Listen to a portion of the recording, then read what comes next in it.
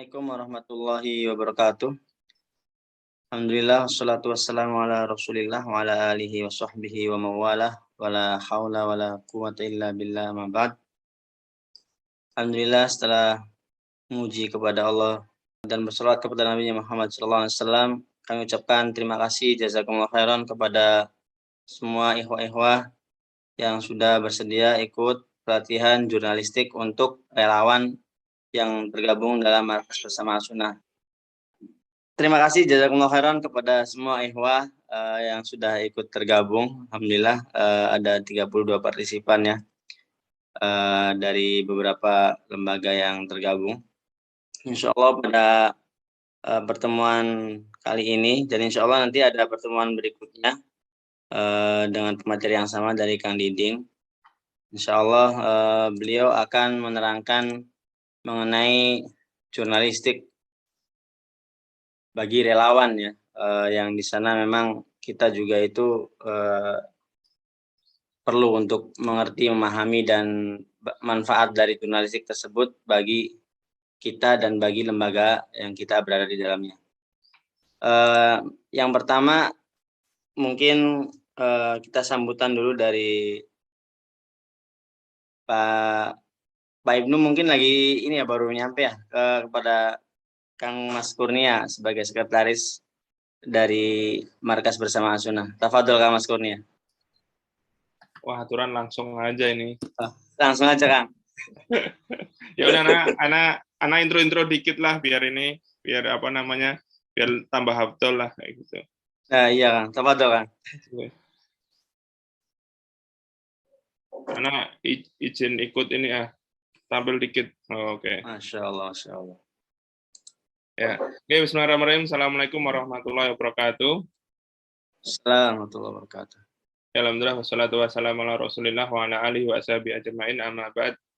Ya, alhamdulillah, jazakumullah khairan kepada Kang Yadi dan Kang Diding, ini terutama sebagai pemateri kita pada pagi hari ini, insya Allah.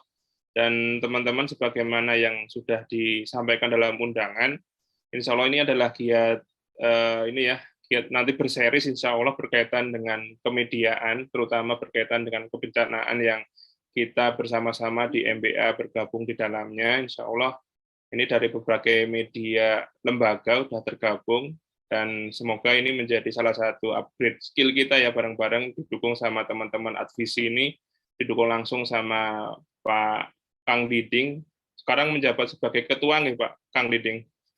Kemarin kita agak bingung kemarin, nyebutnya apa, sekjen apa ketua nih. Kemarin terus dikoreksi sama Kang Yadi, ketum sekarang kayak gitu. Insya Allah. Oke, insya Allah teman-teman, ini adalah upaya kita bahwa di MBA kita lembaganya juga alhamdulillah yang tergabung sudah besar, sudah banyak, dan bencana di negeri kita alhamdulillah qadarullah memang kita diuji dari beberapa bencana ke bencana yang lain, dan ini menurut informasi dari teman-teman dari lapangan juga sementara ini yang terkini banjir ada di beberapa titik, dan kita butuh butuh teknis berkaitan dengan jurnalistiknya, bagaimana menyampaikan informasi, gambar maupun teks yang itu nanti bisa dikonsumsi oleh teman-teman yang lain gitu, dan itu bisa menjadikan salah satu informasi kepada donatur maupun yang lain itu untuk lebih mengetahui kondisi bencana gitu. Dan Kang Diding ini adalah salah satu penggiat media insya Allah gitu. Dan insya Allah kita akan belajar bareng dengan beliau bagaimana mengelola media yang nanti kita akan olah berkaitan dengan bencana. Kurang lebih mungkin seperti itu. Silakan nanti teman-teman kalau memang ada pertanyaan langsung langsung disampaikan, nanti biar Kang Diding nanti insya Allah lebih banyak sharingnya gitu. Monggo kayak gitu, Anda kembalikan ke Kang Yadi. Jazakallah khairan Kang Mas Kurnia atas sambutannya. Untuk mempersingkat waktu, kami persilahkan kepada Kang Diding sebagai pemateri pada pelatihan kali ini. Tafadhol Mas Kurnia. Baik, Assalamualaikum warahmatullahi wabarakatuh. Alhamdulillah, wassalatu wassalamu ala rasulillah wa ala alihi wa ashabihi ajma'in, amma ba'd. Sejatinya ini yang diharapkan ya ke depan. Sejak di Palu, mungkin Abang kita Kurnia juga di sana menjadi saksi bahwa RTBC sebenarnya komitmen untuk masing-masing lembaga atau lembaga ke depan mungkin orang-orang atau lembaga yang ditunjuk oleh Markas Bersama Sunnah untuk memberitakan dan menginformasikan adanya hal-hal yang memang bisa menjadi satu informasi bukan hanya peristiwa tapi juga yang lainnya yang nanti akan saya terangkan. RTVC membagikan kurang lebih 30 ya, 30 atau 40 saya dilupakan qadarullah masyaallah. Gimbal ya saat itu kepada lembaga-lembaga di Palu yang tergabung dalam MBA untuk meliput ya, memberitakan, menginformasikan adanya bencana. Namun qadarullah masyaallah memang mungkin karena kesibukan, tidak fokus, kemudian juga bingung apa yang harus difotokan, divideokan, dan ditulis, maka sepertinya berita-berita bencana hanya sebatas foto dan video yang sebagian besarnya minim informasi dan kurang menarik untuk disebar ya, diviralkan. Khatul iman rahimakumullah, jazakumullah khairan. Dan saya minta maaf untuk akhir-akhir ini tidak bisa banyak berbuat di MBA. Sudah ada aktivisi sudah sebagai tanda komitmen mengutus Ahyadi untuk diperkenankan menjadi sekretaris 2 ya. Sekretaris 2 di MBA, dan juga ada Mas Agung yang Masya Allah gitu kan, secara MBA beliau adalah mitra ya di di MBA sebagai aktivis peduli. Insya Allah Ta'ala, semoga Allah Subhanahu Wa Ta'ala memberikan kesempatan ya bagi kami untuk terus bekerjasama dengan MBA. Silakan Kang Yedi untuk bisa ditampilkan materinya. Ini mohon maaf ya, materinya dengan tampilan apa adanya di di PowerPoint yang saya buat. Saya qadarullah memang alhamdulillah Allah berikan kesibukan ya untuk beberapa pekan ini ya, sehingga belum sempat menulis dengan bagus presentasinya. Namun insya Allah Ta'ala kita akan bagi ke depan menjadi minimalnya 2 materi atau 2 pertemuan atau 2 sesi. Saya minta Ahyadi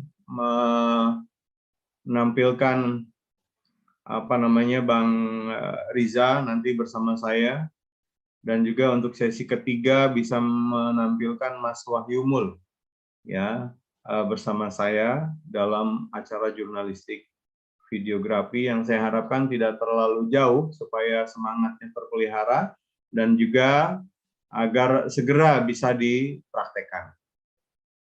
Baik, ikhwatul iman rahimakumullah. Jurnalistik itu adalah pengumpulan bahan berita, ya, peliputan, baik berupa peristiwa, penulisan berita, ya, penyuntingan naskah berita, dan juga penyajian atau penyebar luasan berita, ya, atau publishing, bahasa sekarangnya broadcasting melalui media. Jadi berita itu bukan hanya sekedar ditulis, dikumpulkan bahan, ditulis, terus disunting, terus diposting, udah aja. Tapi berita itu, bahasa sekarangnya itu diviralkan.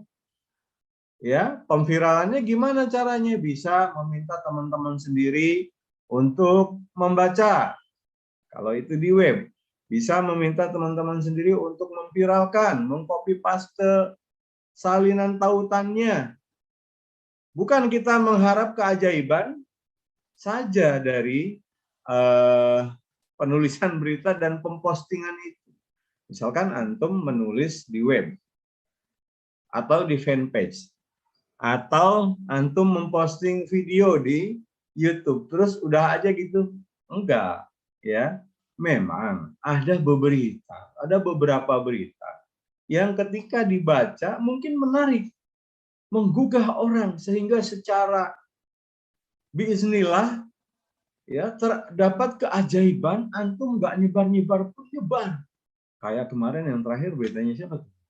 Tri Widyastuti ya. Abi Tepar gitu kan. Haji Furoda. Yang akhirnya beritanya juga karena ini perempuan gitu kan. Mungkin dibully sana, dibully sini, dikasih komentar, banyak yang ngasih komentar, sehingga dia pun galau sendiri, akhirnya beritanya dihapus lagi.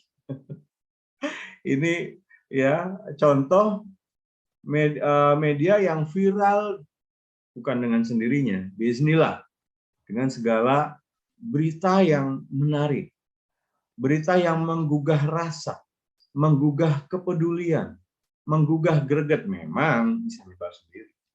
Jadi inti dari jurnalistik itu menyebarkan, membroadcast, ya, bukan hanya sekedar bahan dikumpulkan, kemudian ada reportase ditulis ataupun dicetak ataupun diposting, udah aja. Tidak. Tapi jurnalistik di dalamnya mengandung unsur broadcast, yaitu penyebaran. Kemudian jangan lupa ikhwan fillah rahimakumullah, sesuai dengan fungsi pers yang tertuang dalam Undang-Undang Nomor 40 Tahun 1999, sebagaimana yang dijelaskan dalam pasal 3 ayat 1 dan 2, pers nasional mempunyai fungsi sebagai media informasi, pendidikan, hiburan, kalau kita hiburan rohani ya, hiburan Qurani, kontrol sosial, dan juga sebagai lembaga ekonomi ya, untuk menyebarkan ekonomi, menghidupkan perekonomian masyarakat. Ini diantara fungsi pers. Kemudian apa sih pers itu? Di sini tidak tertuang. Pers itu adalah ya insan, manusia, orang yang terus-menerus menyebarkan informasi dan jurnalistik terus-menerus, itu sudah disebut pers.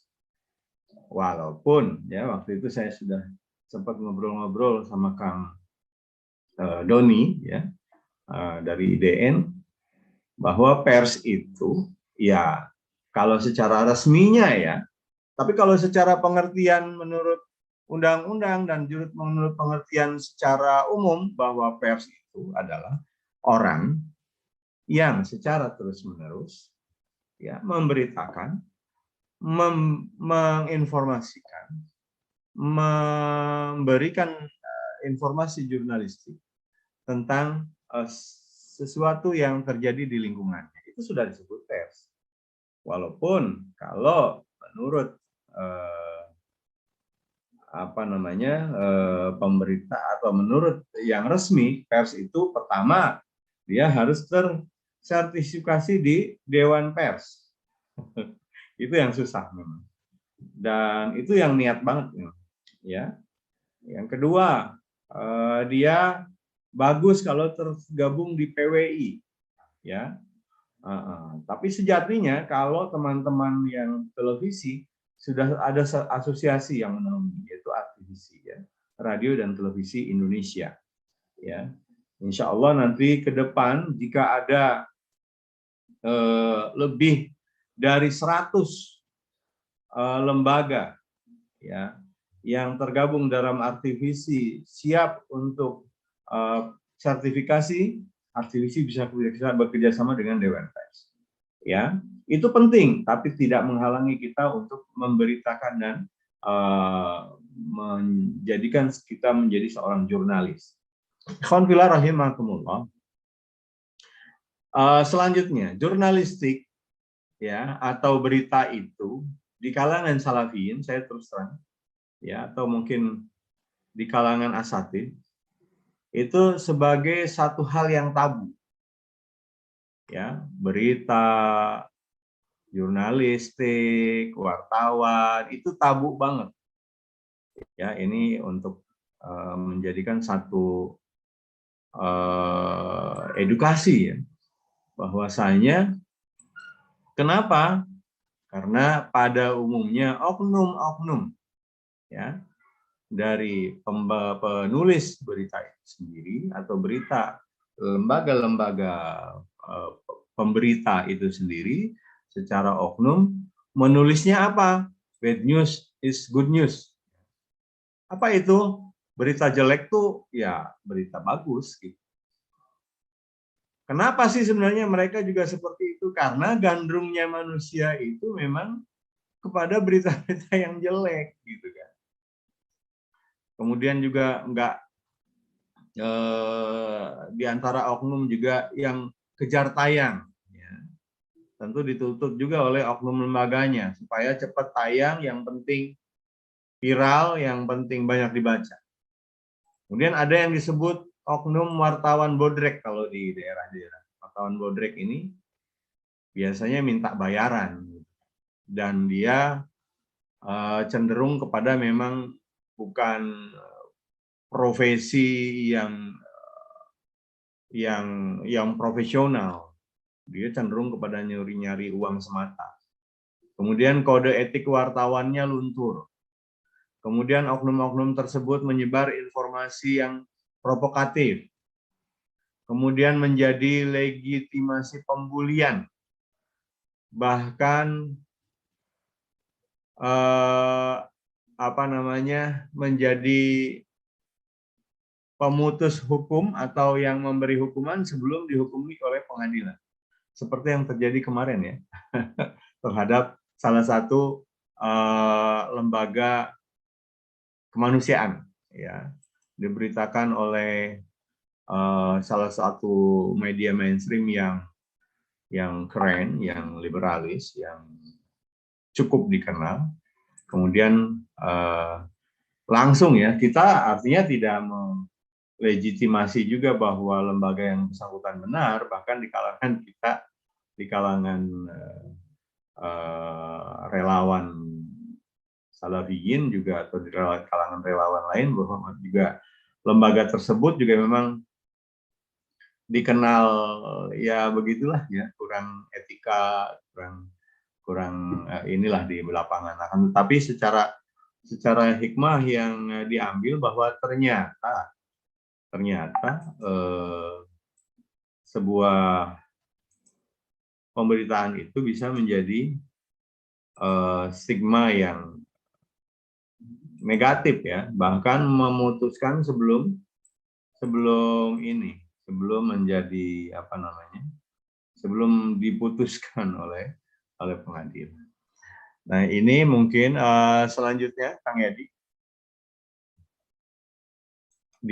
masih di mana namanya sebelumnya Afwan sebelumnya lagi. Oh iya, yang kedua.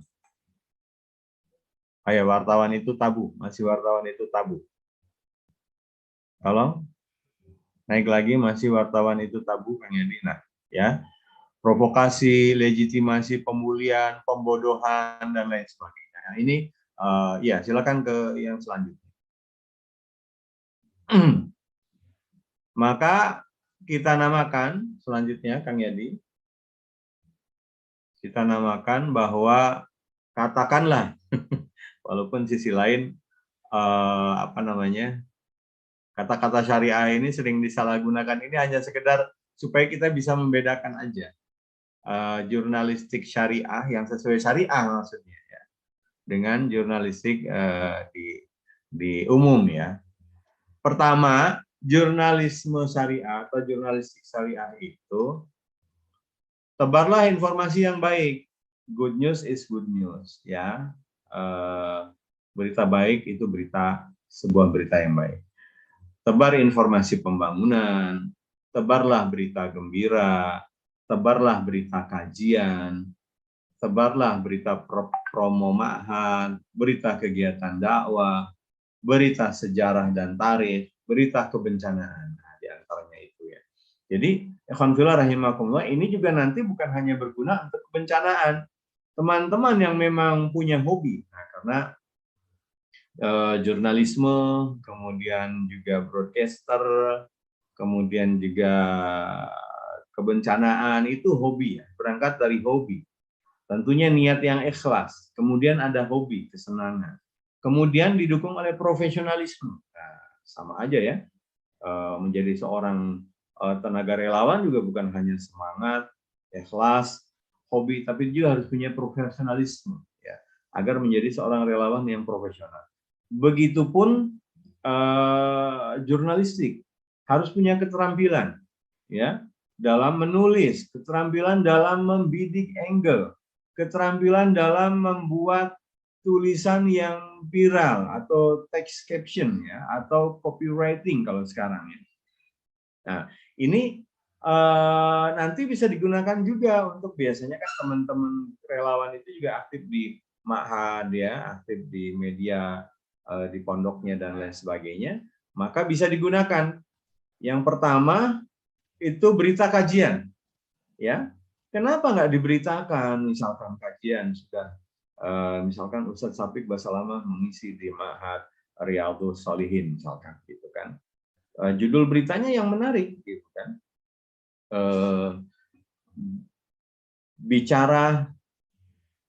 Bicara tentang poligami, Ustadz Safiq diserbu ribuan jamaah misalkan gitu. Kajian Ustadz Safiq diserbu ribuan jamaah misalkan gitu. Kalau poligami kan rame ya kan. Gitu. Judulnya misalkan gitu. Nah, kemudian dibikin teras beritanya, kemudian dibikin kontennya atau badan beritanya, kemudian dibikin terakhir penutup dan kesimpulan.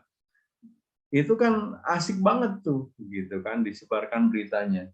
Ya, alhamdulillah di Ma'had Riyadhus Shalihin sudah dilaksanakan kajian bersama Ustadz Safiq Raja Basalamah dalam tema poligami. Terus di bawahnya lagi diperjelas kenapa tema poligami dibuat misalkan. Kemudian siapa saja yang hadir. Terus sampai diulas 5W1H-nya. Kemudian di bawahnya ada pelengkap ya. Misalkan tanggapan ketua panitia, tanggapan jamaah gitu kan. Habis gitu penutup. Tanggapan Ustadz Safiqnya dikutip misalkan.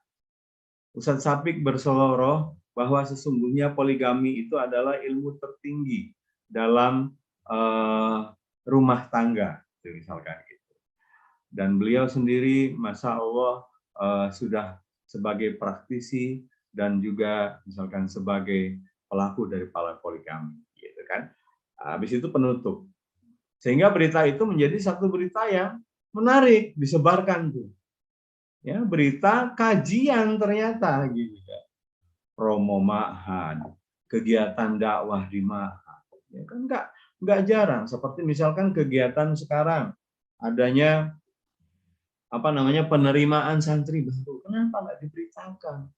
Ya, diberitakan, itu menarik sekali. Ada misalkan kunjungan Kapolres, ada kunjungan Diknas, ada peristiwa apa menjadi sekolah Islam terbaik sekabupaten, itu kenapa nggak diberitakan? Itu satu hal yang harus kita beritakan, apalagi di era pembulian terhadap salafi di kesempatan saat ini. Allah selamat walafiat. Selanjutnya Kang Yadi.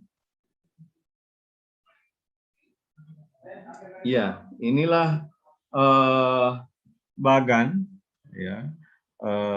Jurnalistik ya, ini dari sisi sejarahnya, medianya apa saja ya, wartawan, kemudian pengertian jurnalistik itu sendiri dan seterusnya ya, secara bahasa, manajemen lembaga. Silakan nanti dilihat saja lagi ya. Ya, silakan lanjut. Ya. Sekarang jenis-jenis media. Media itu sekarang jenis media cetak ya, yang sudah mainstream. Jenis media cetak ini sebagian sudah ambruk ya, dan hanya hanya yang langganan saja. Seperti misal di sini ada salah satu media Ya dia mengurangi sudah cetaknya sudah. Karena apa? Sekarang sudah ada media online atau media cyber. Kemudian media elektronik yaitu radio dan televisi. Kalau radio dakwah dan televisi dakwah itu masih diminati insya Allah. Karena walaupun media cyber atau media online itu menjadi nomor 1 sekarang, tapi kalau mereka bosen, mereka larinya ke radio dan televisi. Dan memang ada waktu, ada segmentasi yang berbeda memang. Nggak bisa kalau nyupir sambil baca media online atau dengerin media online, itu kan tetap harus denger radio. Ya, saat-saat berkumpul bersama keluarga tetap lihat TV dan seterusnya dan seterusnya. Silakan berlanjut. Kang Yedi? Iya. Ini yang idealnya ya, manajemen redaksinya. Ada pimpinan redaksi, ada redaktur pelaksana, ada redaktur atau editor ya, ada reporter dan fotografer, koresponden dan kontributor. Koresponden sama kontributor ini hampir sama, tapi kalau koresponden biasanya lokal dan kontributor itu di berbagai perwakilan dan daerah ya. Ini idealnya. Tapi minimal kalau kita sebagai sebuah lembaga ya minimalnya ada reporter dan fotografer, ada IT yang menyebarkan dan ada redaktur yang memeriksa. Ya, terkait di lembaganya saja. Misalkan sebelum dikeluarkan harus diketahui oleh misalkan bagian media. Bagian media nanti diinikan ke direktur atau ke ketua yayasannya dan seperti itu saja dibuat seperti itu. Sehingga berita yang dikeluarkan benar-benar mewakili lembaga ya dan sudah diketahui oleh birokrasi yang ada di atasnya. Silakan berlanjut. Kemudian media online. Media online ini bisa di web ya. Web seperti kita punya lensaislam.com, namun memang belum dikelola secara profesional juga, dan beberapa yang Islam Today ya, dan yang lain-lain yang dimiliki oleh Al-Ahli di Padang, dan bisa juga fanpage berita. Bisa juga landing page. Landing page ini biasanya web yang sederhana ya. Kemudian bisa kalau berupa video bisa di YouTube, kalau berupa foto bisa Instagram, bisa di Facebook, dan juga WhatsApp broadcast. Ya, WhatsApp broadcast sudah banyak sekali aplikasinya. Ada aplikasi kirim pesan, ada Jago WA, ada apa macam-macam ya, WA Sultan, dan bahkan bisa juga dibikin grup-grupnya, ya grup berita. Wah, kalau ada berita baru tulis di grup, berita baru tulis di grup ya. Bisa bergrup-grup itu untuk mempunyai pendengar, pembaca, ya pemirsa daripada berita atau lembaga media online kita. Kemudian selanjutnya,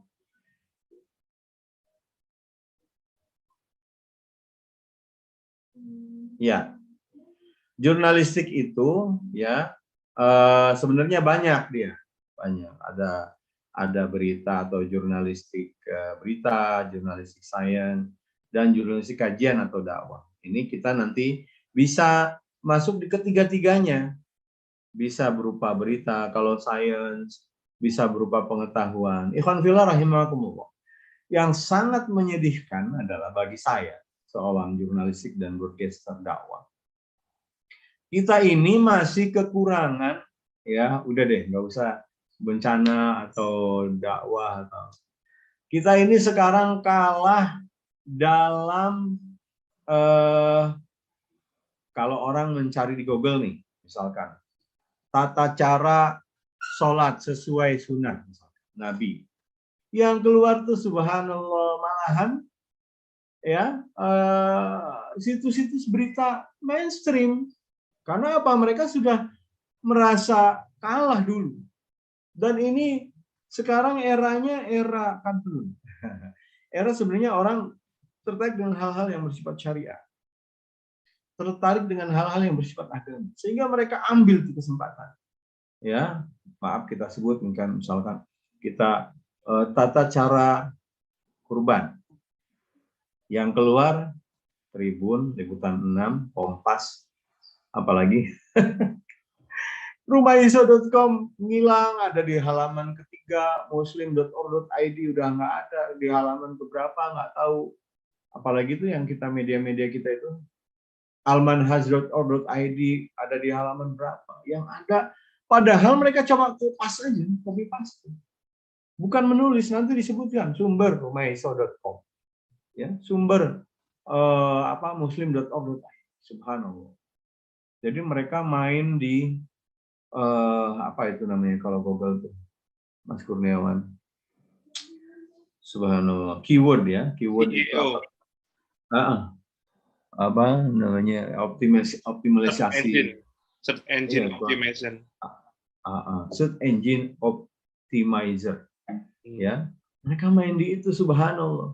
Satu, kitanya lemah dalam penulisan.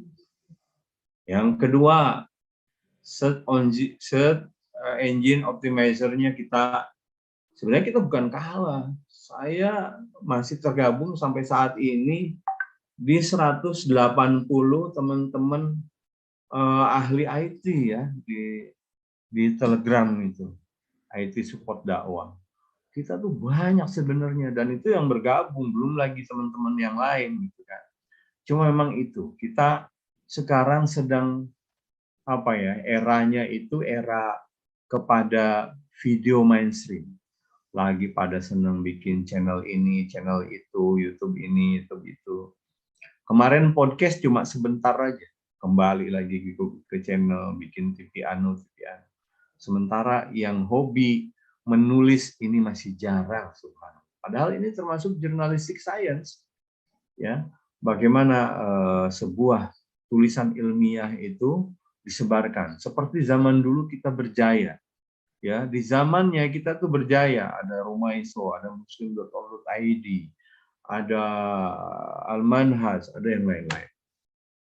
Sampai Bumi Ayu, ya, kalau nggak salah apa tuh punyanya Al Mufti. Kemudian selanjutnya,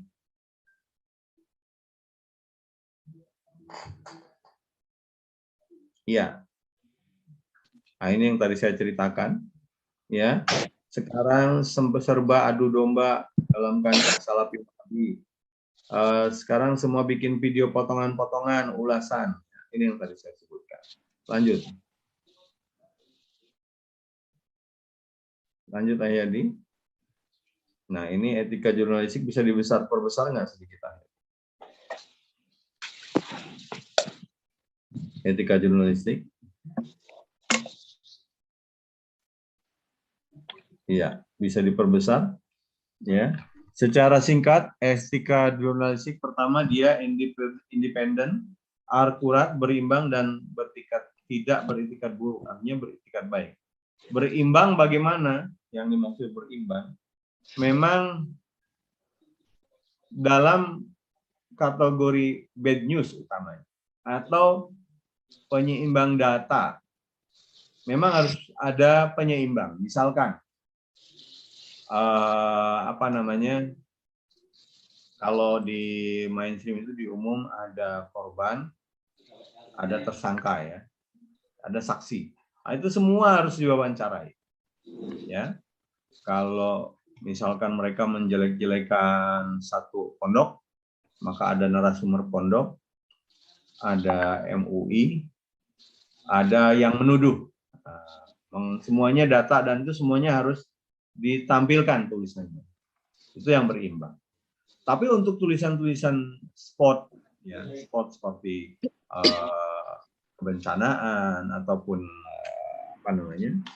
berita-berita yang baik, insya Allah tidak dibutuhkan. Yang penting berimbang dari sisi data, berimbang dari sisi data.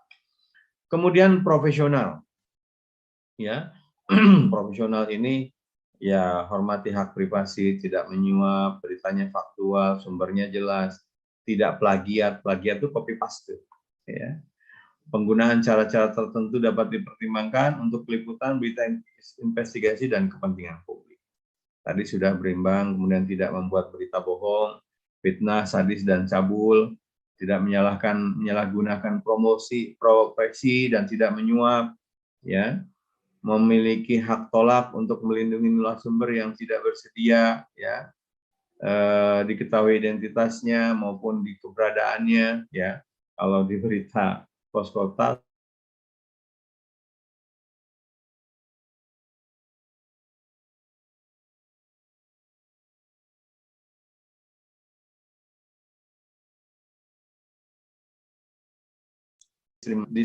diskriminasi SARA, menghormati kehidupan pribadi kecuali untuk kepentingan publik. Secara segera mencabut, meralat untuk memperbaiki berita jika berita itu tidak benar. Nanti biasanya ada juga yang namanya hak jawab. Hak jawab itu kalau beritanya nggak benar, misalkan nasallahu salamata wal afiyah. Antum sudah kadang mencatut berita dari kepala desa bahwasanya korban di situ ada 500 misalnya. Ternyata nggak benar tuh, antum itu cuma comot dari relawan desa. Pak Kubunya komplain, saya minta diralat itu, saya minta hak jawab. Ya, ini mempermalukan desa saya. Korbannya cuma 100 misalkan, bukan 500, maka segera antum membuat berita ralat, ya, yang isinya adalah meralat dengan narasumber Pak Ku sekarang atau Pak Kepala Kelurahan. Ya, seperti itu. Lanjut.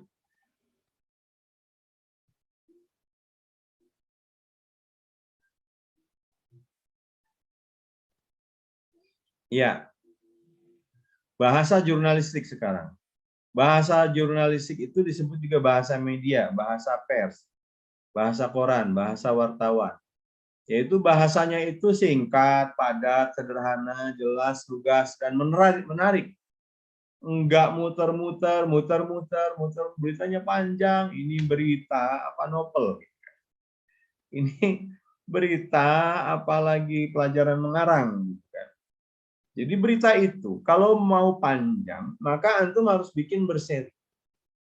Harus bikin dengan seolah angle-angle yang menarik. Saya kasih contoh. Misalkan terjadi tabrakan antara kereta dengan bus misalkan. Jebret. Maka diberitakanlah secara umum terlebih dahulu. Ya, kalau nanti ada judul-judul yang biasa digunakan media bawah, media medium, media high class.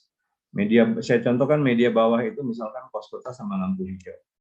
Ya, di situ dikasih judul misalkan mobil sedan nyelonong dari arah kanan datang kereta, ketabrak deh, gitu kan, biasanya kayak gitu. Kalau media bawah itu kan kayak gitu ya. Kadang saat judulnya tuh panjang gitu, orang cukup lihat judulnya aja udah ngerti gitu, kayak teras berita dia. Atau diberitakan 5 orang korban dalam tabrakan antara kereta api Empu Gandring misalkan sama dengan sedan seperti itu. Kemudian di bawahnya berita yang umumnya yang terjadi, yang besar, yang induk.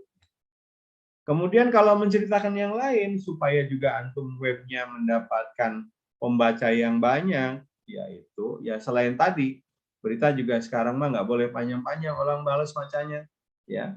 Maka dibuatlah berita yang lain lagi, ya. Masinis ngantuk, atau nggak boleh kalau kereta itu dia pemenang misalnya. Supir sedan ngantuk, dia tidak melihat, tidak mendengar tanda sirine kereta lewat misalnya. Kemudian apa? Ternyata remnya blong. Kemudian apa lagi? Keretanya jurusan apa? Kemudian masinisnya selamat. kemudian korbannya supir sedannya, terus diberitakan satu yang menarik, gitu kan? Ternyata keretanya berpenumpang sekian, misalkan. Kereta ini tahun berapa, dan seterusnya, dan seterusnya. Dilihat dari angle-angle yang menarik tentu, dengan ide-ide yang cemerlang, gitu kan. Nah, itu bahasa-bahasa jurnalistik. Kemudian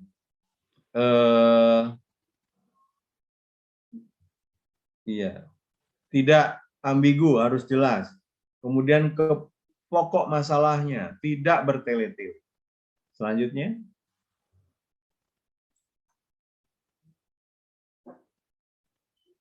Iya.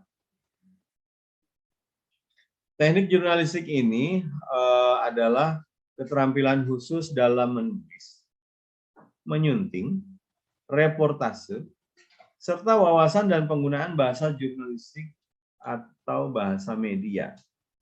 Walaupun sekarang itu memang, kalau tadi dikatakan ambigu, ya ambigu. Semua orang bisa bikin berita yang dinamakan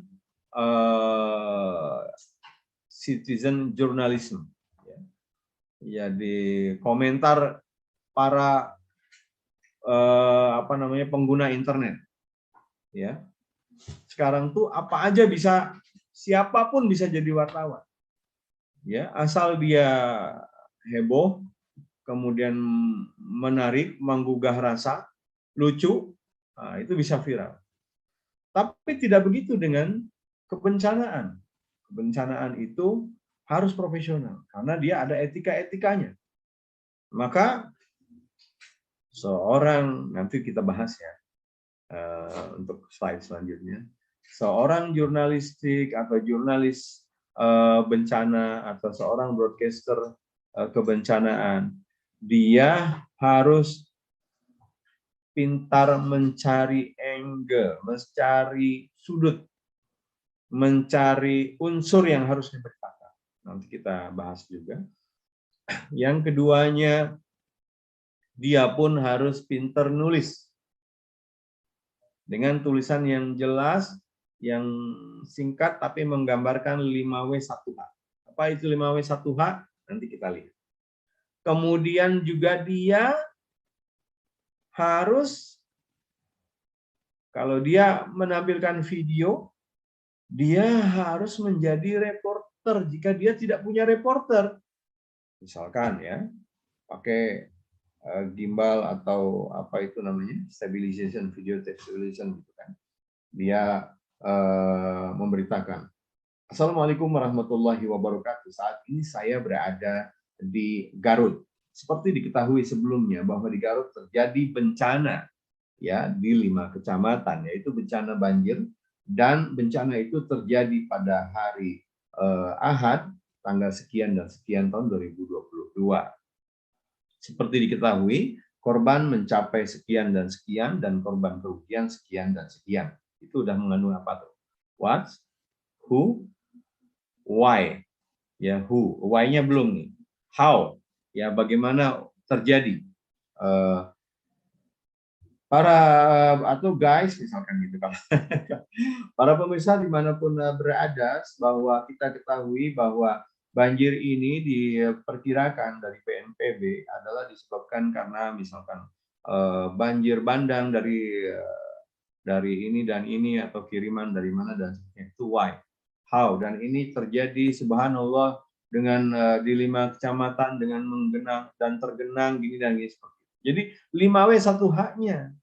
Jangan cuma Assalamualaikum guys, wah ada banjir nih, Masya Allah sampai ini nih, ini di Garut nih guys, udah cuma gitu aja, nggak lengkap. Ya. Atau mungkin secara videografi dia nyeni, dia bagus, tapi ternyata tidak mengandung 5W1H, percuma. Ya, dengan background nasi, misalkan. Atau misalnya bagus dari atas pakai drone, tapi nggak jelas 5W1H-nya, gitu kan? Atau ini diarahkan untuk apa nih berita? Nanti kan kita akan Apa sih sebenarnya berita kebencanaan ini diarahkan untuk apa? Bukan hanya sekedar menyampaikan informasi kalau kebencanaan. Nanti akan kita bahas. Ya, kemudian juga tekniknya reportase bisa observasi. Observasi itu langsung melihat, wawancara, studi literatur dari sumber-sumber. Kemudian wartawan itu juga harus pandai wawancara kepada siapapun, kepada yang dituju dalam berita itu ya, kepada BNPB, kepada FBA, kepada korban, kepada donatur, bisa saja ya. Kenapa donatur menjadi tertarik misalkan gitu kan, kepada para korban ya, kepada pemerintah terkait dan seterusnya ya. Kemudian jangan lupa data dan literatur. Kalau literatur itu biasanya dalam satu karya tulis ya kan, kalau data itu didapat baik itu dari observasi dari lembaga-lembaga yang ada, MBA atau dari BNPB dan lain sebagainya. Kemudian keterampilan menulis tadi sudah. Kemudian kalau reportase itu bisa berupa suara, bisa berupa bisa berupa video ya. Kalau seorang wartawan juga dia sebelum disunting sama redaksi ya, itu juga nulisnya harus pinter, dia harus menarik, copywriting ya, bahasanya juga bahasa jurnalistik, bahasa berita, bahasa informasi ya, baik itu berupa bebas maupun, dan di sini memang keterampilan dia menulis itu menjadi satu hal. Kalau copywriting zaman sekarang itu kan buat jualan, buat apa segala macam itu kan kadang nggak mengandung sesuatu yang diinformasikan ya, beda ya copywriting jurnalistik dengan copywriting jualan atau copywriting donasi yang bukan bencana. Itu kadang menggugah orang donasi itu ngaco, tapi yang penting kan soalnya kejual dan donasinya laku gitu kan. Ya, misalkan ya saya jualan kopi gitu kan, misalkan ceritanya enggak cerita tentang ngopi gitu kan, ceritanya tentang sorabi. Luar biasa guys, sorabinya ini enak banget memang. Jarang-jarang sorabi itu empuk kayak gini, ini kayaknya gini. Bawahnya baru. Tapi dia emang enaknya ini ngopinya sama kopi Cireme guys gitu kan. Gitu. Jadi itu copywriting yang beda itu. Bukan copywriting jurnalistik. Copywriting jurnalistik itu harus jelas, ya. Bukan sekedar yang penting laku. Ya. Dia itu baku dengan tulisan yang tidak boleh seperti orang jualan. Kecuali kalau emang tujuannya untuk donasi, maaf ya, seperti dilakukan dari teman-teman beberapa teman-teman kita gitu kan, sehingga subhanallah sampai mencapai donasi miliaran dan seterusnya. Ada yang memang mainstream asli, ya teman kita, lembaga juga punya miliaran. Ada yang memang dia mengambil video-video dan foto-foto yang mengenaskan dan menggugah rasa dengan caption yang juga menarik donasi. Ya, jadi bukan hanya memberitakan bencananya. Selanjutnya.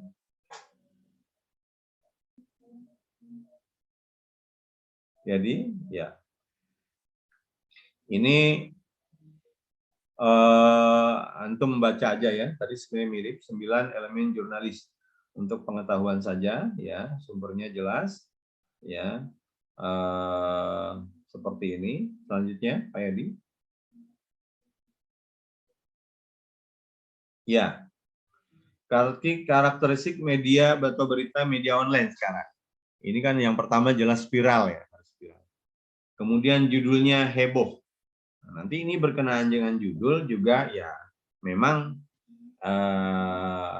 kalau kita yang bergerak di bidang dakwah ya memang harus dengan etika, Walaupun judulnya bombastis, ya tidak berbohong. Ya, maksudnya adalah untuk mengedepankan menarik judul itu, gitu kan. Misalkan dikedepankan judulnya ribuan warga kekurangan pangan, hanya beberapa saja. Ribuan warga kekurangan pangan di Garut. atau dalam banjir bandang di Garut. Hanya beberapa yang sudah turun, lembaga yang sudah turun, misalkan gitu. Seperti itu. Jadi yang heboh, yang memang judul itu mempengaruhi orang untuk tertarik membaca. Kemudian nanti cari angle-angle yang unik. Kalau tadi fitur, berupa potongan-potongan, cari peristiwa yang unik. Misalkan masjid yang roboh, kemudian misalkan ada seorang sepuh yang selamat, atau misalkan banyak ya, misalkan ada yang kalau di media-media yang lain-lain, kenapa sih orang ini selamat, misalkan gitu kan, seperti ada salah satu dulu di Palu gitu kan, saya tanya kenapa antum itu selamat dari likuifaksi, amalan apa, saya itu cuma sholat aja, kadang-kadang sholat juga memang masih suka ketinggalan, tapi memang saya senang membantu orang, misalkan gitu, diangkat seperti itu, sehingga di bawahnya diberitakan sebelumnya bahwa telah terjadi likuifaksi di Palu, dan begitu dijelaskan. Dan ada salah satu, misalkan kalau diarahkannya ke MBA, maka diarahkan itu adalah berita MBA. Dan ada salah satu lembaga kemanusiaan yang saat ini terus berjalan, yaitu MBA, gini bawahnya rekening dan juga nomor telepon dan juga alamat. Kemudian ada foto yang menarik, ringkas, ada foto yang menarik, kemudian menggugah rasa kepedulian. Ini media online, ya, kadang viral itu bukan hanya fotonya menarik, tapi karena ada menggugah, dia pandai menggugah rasa kepedulian sehingga menjadi viral, Selanjutnya. Jadi, ya. Nah, sekarang mulai kita kepada teknis ya. Apa sih 5W1H itu? Ini adalah elemen penting dalam menulis berita, sehingga jelas.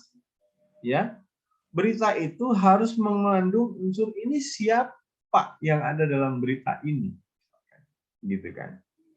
Kalau bencananya di Garut, ya, korbannya berapa? Korbannya siapa? Gitu kan? Kalau BNPB, sumbernya siapa? Yang diberitakan ini orangnya siapa? What? Apa ini? Lagi ada kejadian apa ini? Kemudian where, di mana? Tadi di Garut. When, kapan? Tanggal dan waktu tentunya. Kemudian why, kenapa ini terjadi? Misalkan, antum bisa angkat sisi agamis, antum bisa angkat sisi ilmiah atau perkiraan. Misalkan banjir bandang ini, kalau yang dulu ya, zaman dulu di Garut, yang terjadi banjir bandang yang dulu itu, yang pernah kita sana gitu, rame-rame waktu itu kan karena meluapnya sungai besar itu kan, gitu kan, itu secara data kebencanaan. Bisa juga kita angkat dari warga sekitar. Oh, ini di sini memang menurut sesepuh, gitu kan, menurut tokoh agama, gitu kan, menurut orang-orang di situ, ternyata memang ini di bantaran ini banyak yang menggugurkan kandungan, kan katanya gitu ya. Kalau benar ini terjadi, maka sesungguhnya menurut Ustadz Fulan ini adalah begini dan begini. Kemudian how, maka disebutkan, diterangkan di situ secara detail, secara jelas bagaimana banjir bandang itu terjadi, menerpa rumah, merobohkan ini dan seterusnya. Itu 5W1H. Jadi jangan lepas dari unsur ini. Jangan diberitakan tapi nggak ada kapan. Diberitakan nggak ada penyebabnya atau kenapa terjadi. Diberitakan tapi ini berita apa gitu kan. Kayak ada video ya, misalkan, Masya Allah guys, ini banjir guys, banjir di Garut guys, banjir guys di Garut guys, itu nggak mengerti apa, terus banjir di Garut apa ini, kapan gitu kan, walaupun ada videonya jelas, waduh kasihan gitu kan, tapi kapan, kenapa, bagaimana, itu nggak dijelaskan. Nah, itu yang kadang teman-teman tidak memahami hal itu. selanjutnya.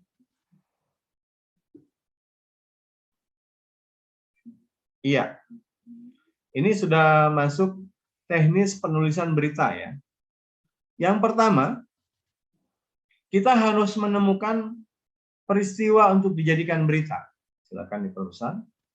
Ya, peristiwa untuk dijadikan berita. Misalkan ini yang lagi viral sekarang, banjir di Pati atau banjir di beberapa daerah di Garut. Nah, sudah.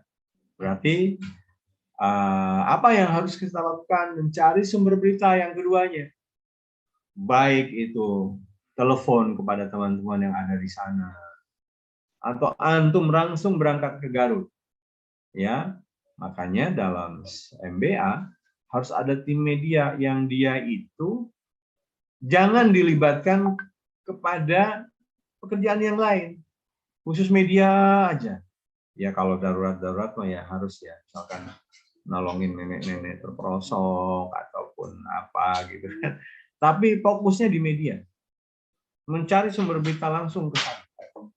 Kemudian gambarkan siapa yang akan diwawancara. Apa misalkan dari BNPB dulu atau antum observasi. Ya observasi. Dan ingat, satu hal yang banyak terjadi kesalahan, orang memberitakan itu dari dirinya. Ya. Ya. Kecuali dengan video. Video itu mungkin masih bisa dimaklumi. Assalamualaikum warahmatullahi wabarakatuh, guys. Saat ini saya berada di Garut, saya berada di Kecamatan Cimacan, dan saat ini terjadi banjir bandang yang subhanallah, banjir itu sendiri sudah surut namun menyisakan derita. Dan kita lihat ya, ini adalah pemandangan masyarakat yang sedang bersih-bersih, dan subhanallah hari ini hari apa, tanggal berapa gitu kan. Dan ini terjadi tentunya tidak lepas dari meluapnya Sungai Anu dan Anu. Itu bisa. Tapi dalam berita foto, dalam berita tulis, ya, dan sebenarnya video juga harus menyantumkan sumber berita, ya, walaupun dimaklumi kalau video ngomong sendiri, artinya harus wawancara, ya, reportase pun berdasarkan sumber berita, ya, artinya misalkan data harus by data, gitu kan, atau pendapat dari warga sekitar, pendapat dari relawan, dari MBA sendiri. Jadi sumber beritanya harus jelas, ya, dengan wawancara, observasi, dokumentasi. Kemudian mencatat hal-hal yang penting. Nah, ini mulai 5W1H tadi diterapkan, ya. Panduannya apa? Dari apa aja, what itu bisa dikembangkan itu. Kalau wartawan begitu, bukan hanya Pak, ini ada kejadian apa ya? Ntar dimarahin sama sumber beritanya, kayak nggak tahu aja, ini lagi banjir gitu kan. So kan nanya ya, Pak, ini banjir di Garut ini, kan udah jelas banjir di Garut gitu kan. Nggak usah ditanya apa memang, tapi kan nanti dia menjelaskan sendiri, banjir di Garut ini terjadi pukul berapa Pak. Kan? Mulai ternyata apa, menjelaskan apa, dan juga menjelaskan when, kapan. Saat itu masyarakat sedang tidur ya Pak ya, makanya banyak korbannya. Iya. Oh ternyata kemudian dia sudah sudah menulis how. Menurut Bapak ya Pak ya, sepengetahuan Bapak sebagai kepala kelurahan di sini, dari apa Pak sebetulnya ini Pak? Oh ini tuh memang masyarakat banyak buang sampah, jadinya banyak endapan mungkin itu ya, jadi meluap dan seterusnya gitu kan. Oh iya Pak. Kemudian itu sudah why, sudah sesuai sama how gitu kan. Unsur semua dipenuhi. Kemudian ada bumbu. Bumbu itu pelengkap gitu kan. Kemudian diwawancaralah korban, diwawancara tokoh yang lain seperti itu. Kemudian habis dicatat maka dibuatlah kerangka berita. Kerangka beritanya mau apa nih? Ya, mau ditulis ke arah mana nih? Nah, itu kan wawancara itu. Antum kan panjang. Kalau tulisan ya. Kalau tulisan. Kecuali kalau video. Dan video pun sebaiknya jangan panjang-panjang. Kalau wawancara itu 3 menit, 2 menit. Ya. Foto pun begitu. Nah itu nanti ditulis di sana beberapa angle. Oh ini bercerita tentang mungkin rumah yang rusak. Ini bercerita tentang korban. Ini diperpanjang lagi tentang korban. Tentang rumah yang rusak diperpanjang lagi. Tentang berapa jumlah korban diperpanjang lagi. Itu fitur tuh kayak gitu. Fitur itu memperpanjang cerita-cerita yang sudah ada dari berita umum itu sendiri. Lanjut, Pak Yadi.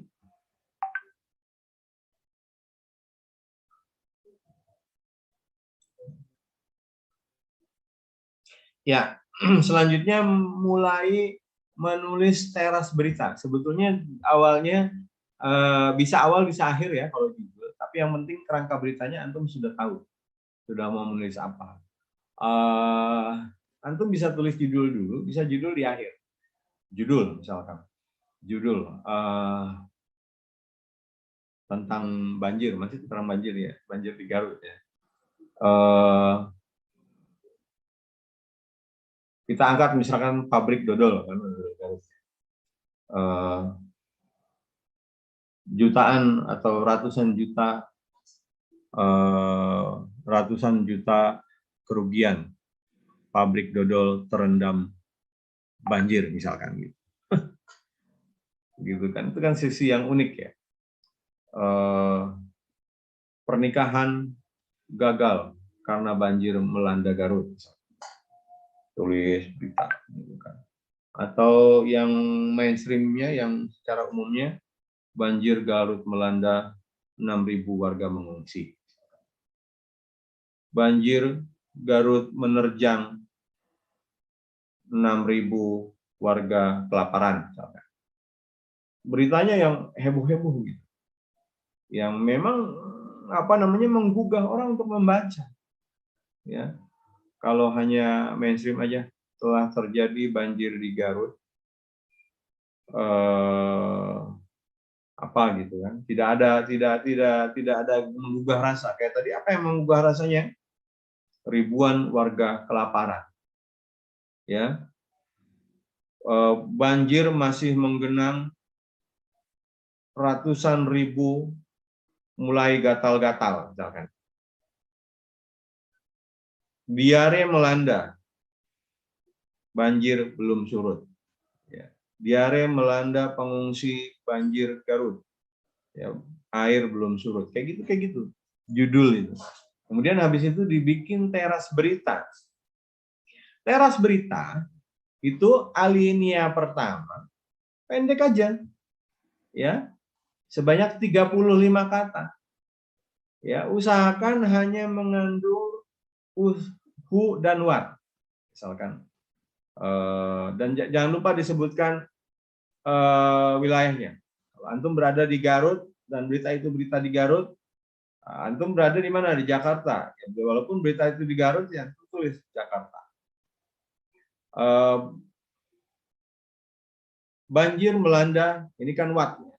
Banjir melanda Kabupaten Garut di 5 kecamatan, menggenangi kurang lebih tergenang dan menggenangi ribuan rumah warga. Kan ada hu-nya, warga di 5 kecamatan. Ya. Itu ada hu, cukup. Nah, sampai situ. Kemudian beralih ke paragraf kedua. Nah, paragraf kedua ini mulailah ada yang disebut isi berita secara lengkap. Ya. Banjir ini terjadi secara tiba-tiba, misalkan itu awalan kalimatnya, misalkan banjir ini terjadi secara tiba-tiba ketika masyarakat terlelap tidur. Banjir terjadi pada hari ini jam sekian, tanggal sekian, dan menggenangi 5 kecamatan, yaitu ini. Itu sudah mengandung who, what, where. Sekarang why. Banjir terjadi diperkirakan karena luapan Sungai Cimanuk misalkan gitu kan. Dan banjir meluas sampai dengan dan banjir terjadi ya secara how ya. How disebutkan merobohkan anu misalkan merobohkan anu. Ini berita ini tanpa sumber merupakan hasil dari isi dari berita. Ya, isi dari berita. Nah, maka karena berita itu perlu narasumber, maka antum harus cantumkan narasumber. Disebutkan oleh kepala BNPB bahwa kejadian di atas memang gini, ya dan seterusnya. Kemudian disebutkan oleh ini, ya.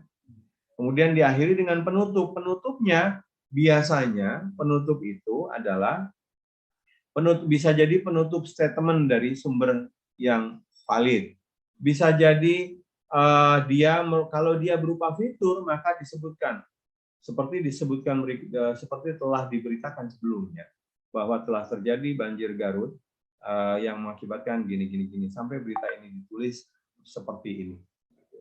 Udah, itu berita fitur. Berita umumnya maka disebutkan kesimpulannya. Ya, Kepala Bupati Garut menyebutkan bahwa insya Allah akan segera ditangani gini. Di belakangnya boleh disebut siapa wartawannya dengan misalkan KD ataupun Yadi Abu Fatimah YAF. Boleh disebutkan, boleh enggak, tapi biasanya disebutkan untuk membedakan ini berita dari siapa dan orang-orang pada tahu ini berita siapa yang tulis. Ya. Nah, ini secara teknis dan ikhwatul iman rahimahumullah, ternyata teknis menulis berita di web ya mungkin bisa sekitar 5 paragraf maksimal, jangan berparagraf-paragraf, udah ya. Kalau di WhatsApp ya atau antum niat memviralkan, usahakan 3 paragraf ya. Pertama teras berita, kemudian isi berita. Kalau tadi isi berita bisa merupakan kesimpulan dari observasi, tapi diusahakan isi berita itu sudah ada sumbernya, dari siapa ini. Kemudian terakhir penutup atau kesimpulan. Dah 3 paragraf cukup. Ya. Dan berita itu bisa ditulis berjilid-jilid antum. Mungkin banyak yang harus diberitakan. Ketersediaan pangan, MBA ada apa aja, bagaimana keadaan dapur umum, bagaimana evakuasi korban, bagaimana ini, terus itu bisa diberitakan itu semuanya itu, subhanallah. Iya, bukan hanya MBA, bukan hanya keadaan korban, keadaan sekitar menginformasikan, tapi MBA-nya sendiri bisa diberitakan itu. Hanya 3 paragraf, 4 paragraf, 3 paragraf. Paling banyak 5 paragraf itu di era sekarang itu udah banyak banget, ya. Iya. Kemudian selanjutnya, Ayadi.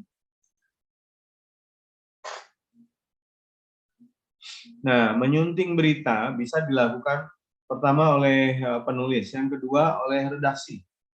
Ya, ada berapa lapis antum mau bikin? Nggak usah dulu. Cuma gini. Dulu ketika ada tabligh akbar dan ada yang berniat baik untuk menulis berita, saya kebetulan diminta sebagai tim media dan meliput.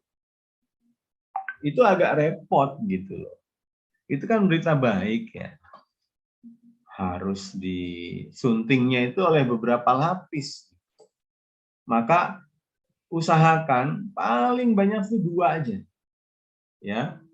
Konfirmasi ke narasumber, ya, narasumber udah oke sama disunting oleh pimpinan. Udah, jangan ini mah harus, udah gitu lama akan nunggu besok, beritanya keburu basi. Dan ingat, karakter dari berita kebencanaan harus cepat. Karena pertolongan butuh cepat, peristiwanya akan cepat berubah. Donasi perlu cepat.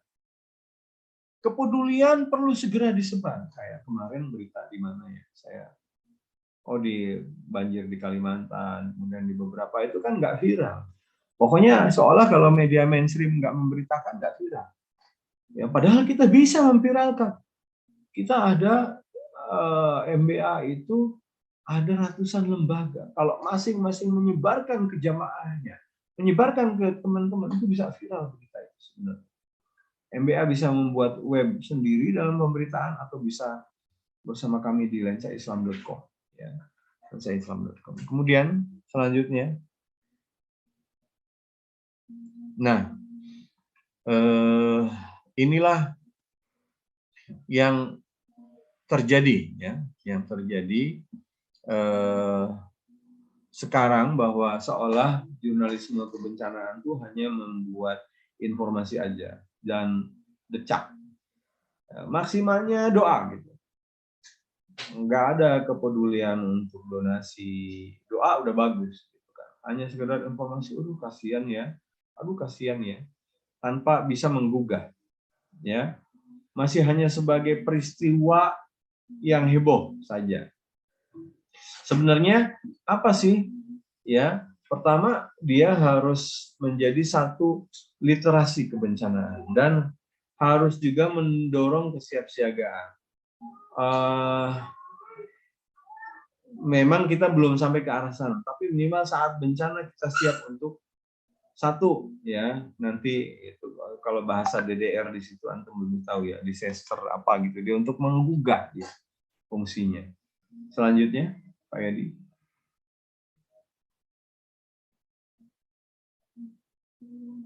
Pak Yadi selanjutnya. Iya. Iya, ini peluang kita. Pertama, ya, mewacanakan DDR melalui kekuatan sosial media tadi ya, untuk disaster risk reduction, pendekatan untuk mengidentifikasi, mengkoreksi dan mengurangi risiko diakibatkan oleh bencana. Ya. Kemudian media sosial ini medium cepat, murah saat tanggap darurat. Kemudian menggalang solidaritasnya cepat. Kemudian untuk pemetaan, ya, bahan ke BNPB juga, mereka juga kadang kan maaf kata ya, kadang suka berbeda gitu kan, kita tahulah yang suka di lapangan gitu kan. Kemudian peta bencana, sebuah peta berbasis web itu juga ada tuh, petabencana.id, mungkin bisa kita sumbangkan ke sana dan lain sebagainya. Kemudian juga tentunya selanjutnya, ini sepertinya yang terakhir ya, Pak Yadi. Iya. Iya. Jadi fungsi jurnalisme kebencanaan bukan hanya mengabarkan peristiwa, ya, tapi juga dia bagaimana mengingatkan warga terhadap ancaman untuk mendorong kesiapsiagaan. Misalkan kalau gunung meletus sudah mulai ada letupan-letupan, itu harus digugah, ya, bukan letupan ya, sudah mulai batuk-batuk kali gitu ya. Kemudian kalau sudah bencana, fokus pada korban selamat, kelompok terentan, dan membangkitkan semangat korban. Itu fungsi media, ya, dan donasi, misalnya, dan donasi. Jadi apa namanya? Biarkan relawan yang bekerja untuk mencari korban yang meninggal dan seterusnya. Ya, tapi walaupun mungkin beberapa perlu juga mengabarkan berapa yang meninggal, ada di mana itu mungkin yang lain. Tapi kalau kita sebaiknya fokus pada korban selamat. Bagaimana bisa menolong mereka?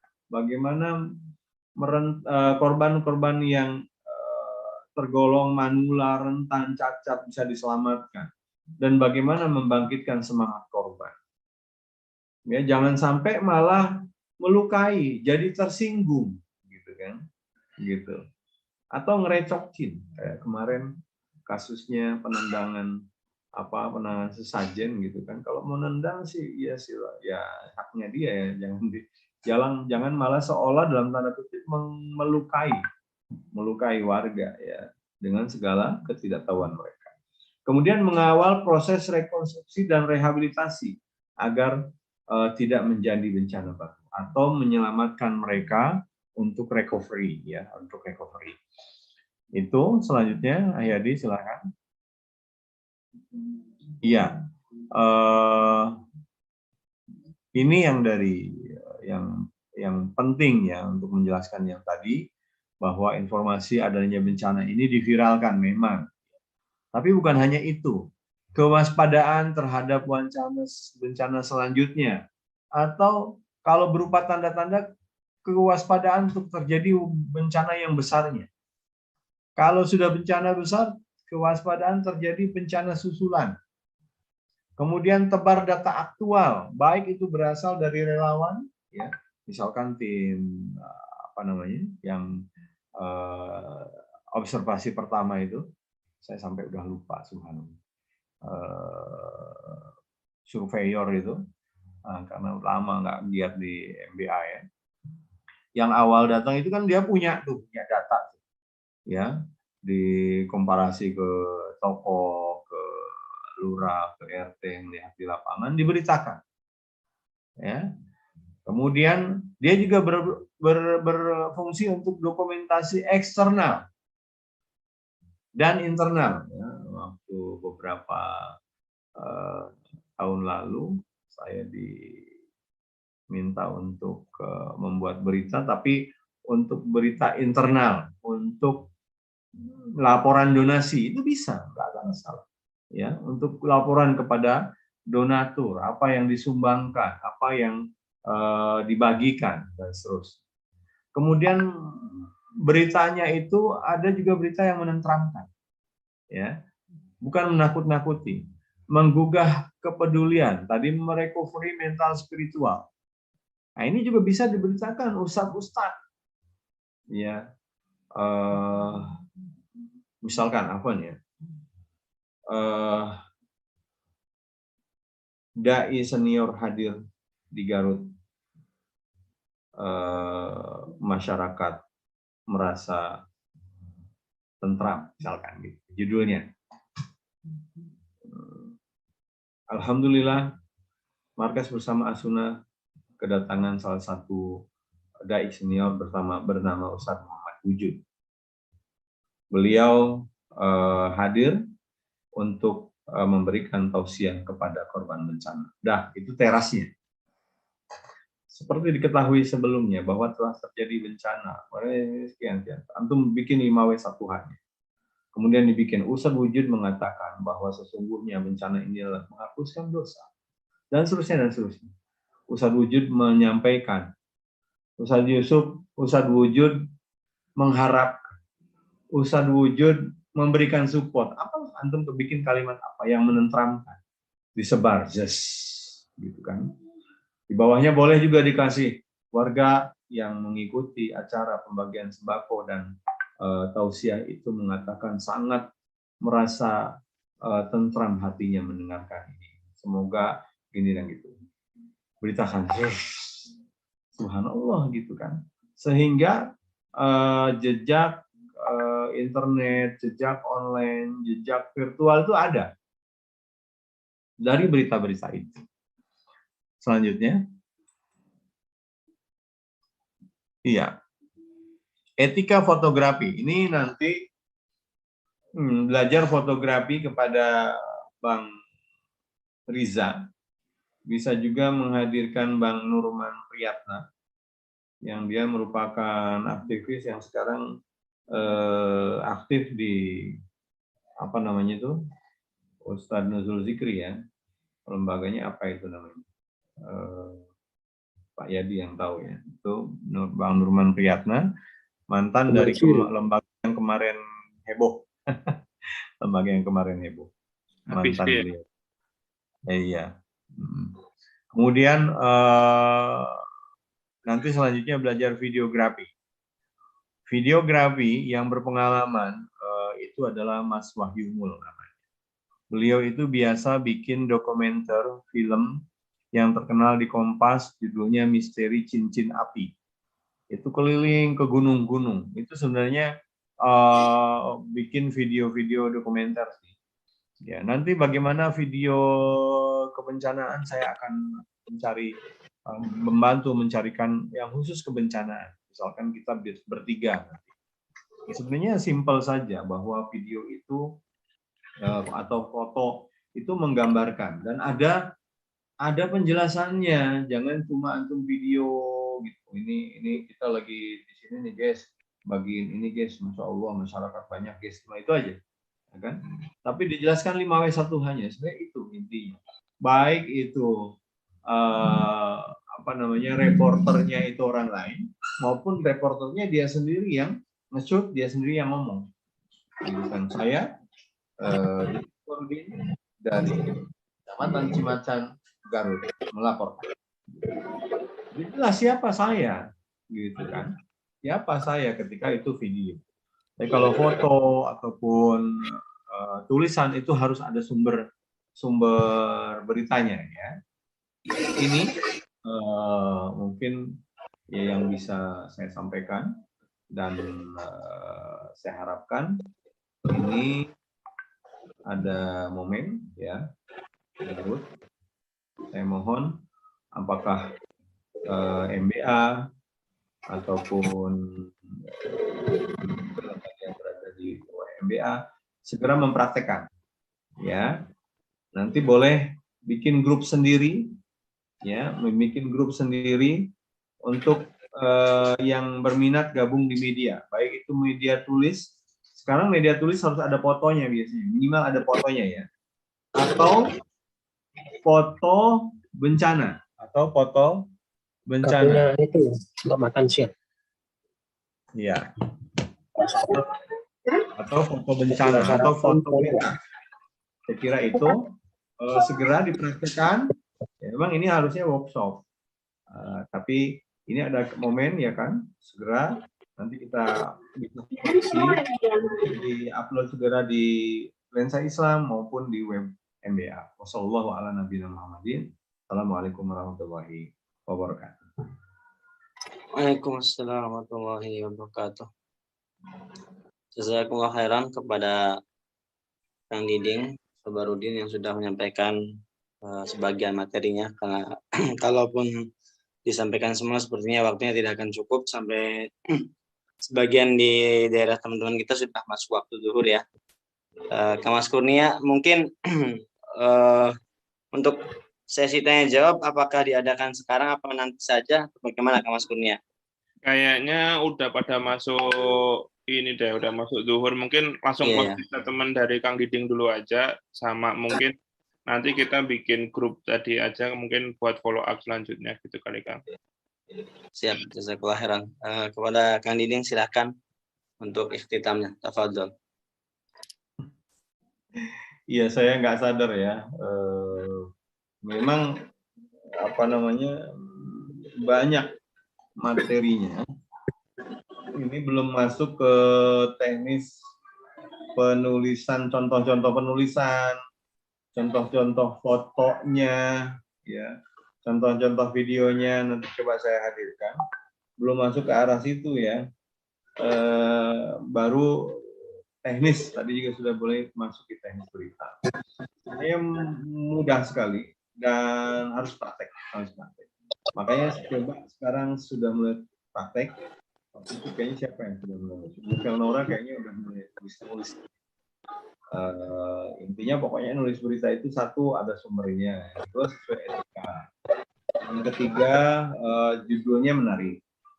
Yang keempat teras beritanya harus menarik. Kemudian isi beritanya harus mengandung 5W1H. Ya. Kemudian kesimpulannya juga menarik. Terus ada sumber beritanya. Fotonya mewakili isi berita. Ya. Dan fotonya juga bisa umum kalau beritanya umum, tapi kalau beritanya khusus, ya maka fotonya pun harus menarik. Dan pengambilan berita-berita fitur, carilah tadi fitur ya, fitur itu ada berita sambungan. Carilah momen-momen yang menarik, yang bisa merubah, bisa menggugah donasi, bisa menggugah doa, bisa menggugah kepedulian. Itu saya kira, afwan kalau terlalu panjang, memang ini butuh beberapa kali pertemuan. Mungkin saya sarankan segera ada khusus tentang bagaimana fotografi bencana, yang ketiganya videografi bencana, dan kita segera bentuk grup untuk yang tertarik menjadi jurnalistik kebencanaan. Wassalamualaikum. Jazakallah khairan kepada Kang Diding atas segala penyampaiannya.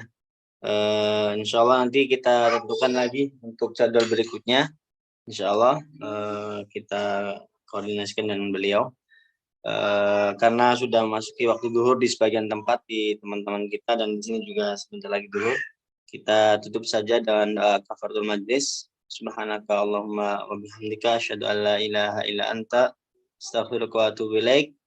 Assalamualaikum warahmatullahi wabarakatuh.